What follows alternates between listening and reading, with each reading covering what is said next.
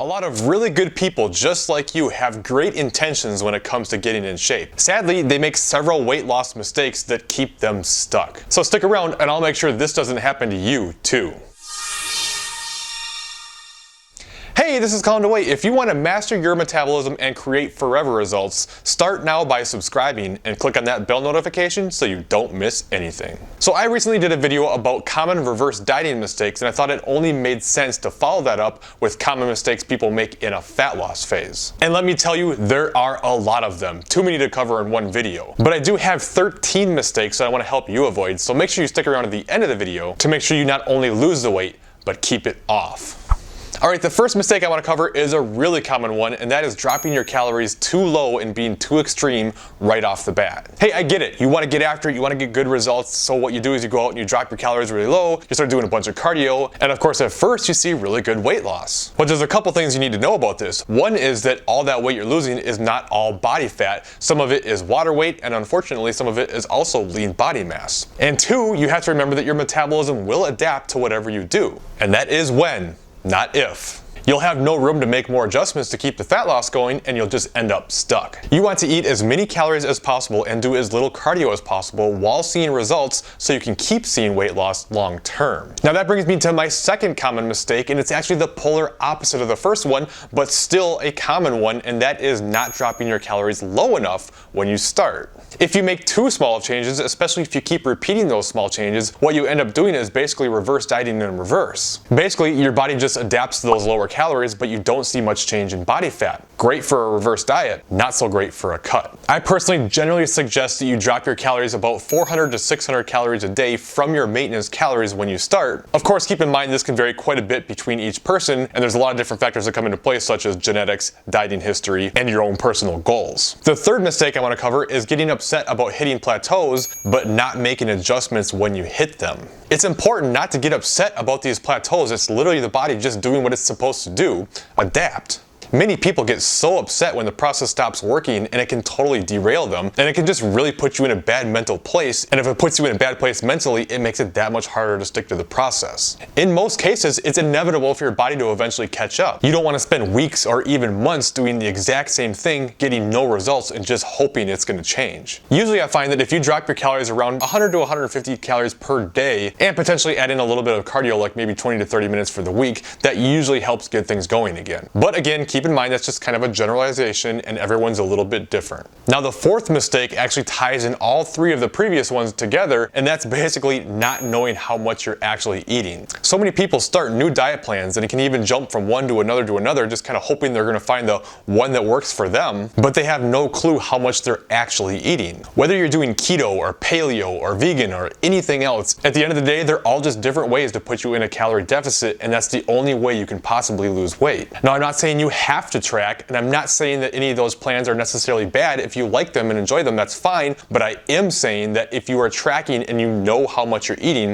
it's going to make the process a lot easier when it comes time to make adjustments. Okay, the fifth mistake is a big one, and you could argue that this is the biggest mistake and the biggest killer of progress there is out there, and that is lack of patience. And I mean this even beyond just the you didn't lose the weight in 2 months, so don't expect it to come off in 2 months thing, even though that's obviously true. It's just anything in life that's worth having is going to take time, it's going to be hard work, and you have to be in it for the long haul. Too many people literally get into a weight loss plan with the thought of, I'm just gonna do this until I get the weight off and then be done. But if you want to keep the results, you can never just be done. It has to be a shift in your lifestyle. Now that doesn't mean you have to eat low calories forever and that you should never let up. In fact, you can and should, and I'll talk more about that later, but you will have to put effort into this lifestyle forever. Permanent results come from permanent changes, not quick fixes.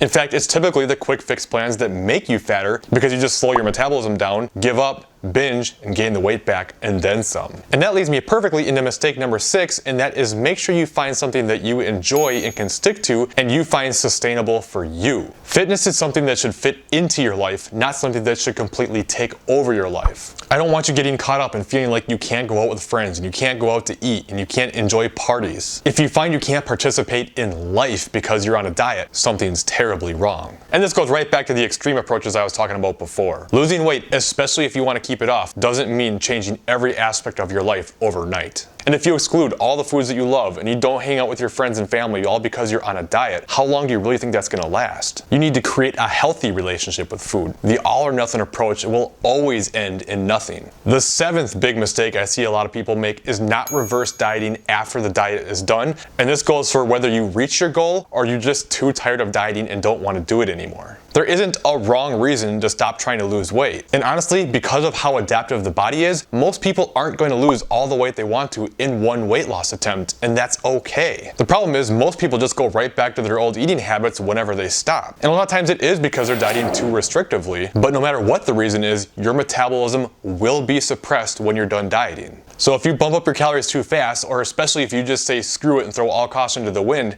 your body's going to gain weight really fast because it cannot keep up with that many calories with the metabolic adaptations that have happened. I probably don't have to tell you how much faster the weight can go on than it does coming off. So whenever you stop, for whatever reason that might be, make sure you slowly increase your calories up so your body can adjust and adapt along with it without gaining a bunch of weight. Now, mistake number 8 is kind of a unique one and not one that many people talk about, but I think it's very important, especially if you're newer to this, and that is people think they'll just lose the weight again. Let me explain what I mean. The first time you ever try to lose weight will almost always be the easiest time. Your metabolism is humming along. You have never dieted before, so you're in a really good place. And one thing that a lot of people don't understand is that the more times that you diet and the more aggressively you diet, the slower your metabolism tends to get. So what ends up happening is you lose the weight and it really wasn't that difficult. I mean, yeah, it was still hard, but it wasn't like what a lot of people say it was. So you think, oh, well, I know what to do now, so I'll just lose the weight again later. And you just feel like, screw it, I'll just go ahead and gain some weight, not a big deal. Except what happens?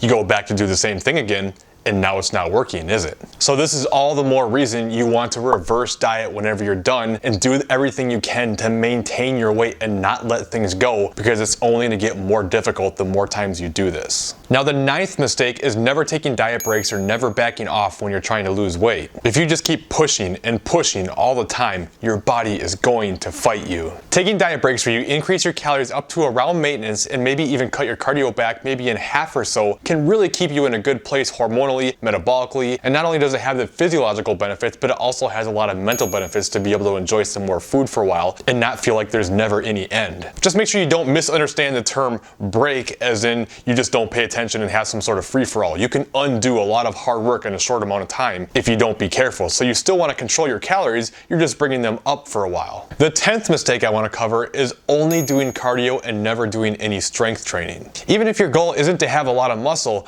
building muscle is going to help you tremendously towards your fat loss goals. Not to mention, if you don't want to have that kind of loose and saggy look, having more muscle is going to help tighten things up. And trust me, even if you don't want to have a lot of muscle, it's not that easy to build muscle. You're not going to accidentally do so. So if you want that toned look, that basically comes by adding more muscle and reducing your body fat. And strength training will help with both. Now, that doesn't mean that cardio isn't beneficial for weight loss. It absolutely is, and most people will have to do a decent amount of cardio to get the weight off. But the cardio bunny approach is rarely a good one unless you just love cardio.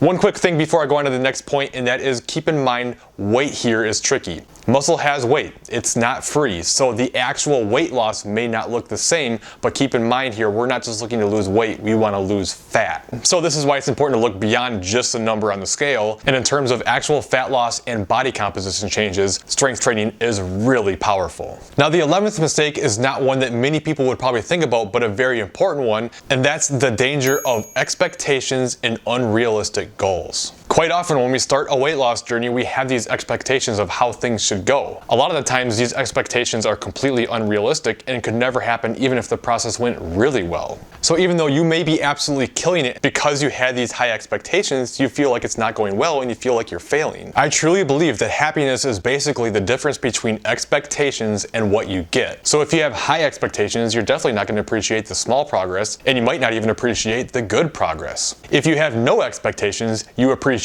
any and all progress. So make sure you focus on the process and not the result. But if you get caught up always wondering if it's worth the effort, I promise you, you'll always eventually think it's not. The 12th common mistake is not really fully committing to what you say you want to accomplish. Now, I'm not trying to call you out here and I'm not trying to be negative. I'm actually trying to help you, so understand that this comes with love. But it's kind of like looking at it like you kind of want the results, but you don't want the change in lifestyle that will bring them. I don't mean this in a way that like committing is now fitness is your whole life. life. It just means that you have to accept that things are going to look different now. The reality of the situation is you're going to have to put a higher focus on nutrition. You're going to have to make sure you get your workouts in, and you're going to have to do these things that you don't necessarily want to do. But anytime you fight reality, you end up losing, and it just makes the process miserable. Now, the 13th mistake may seem obvious, but man, if you get nothing out of this video except for this very next thing, make sure that you don't forget this, and that is, do not give up.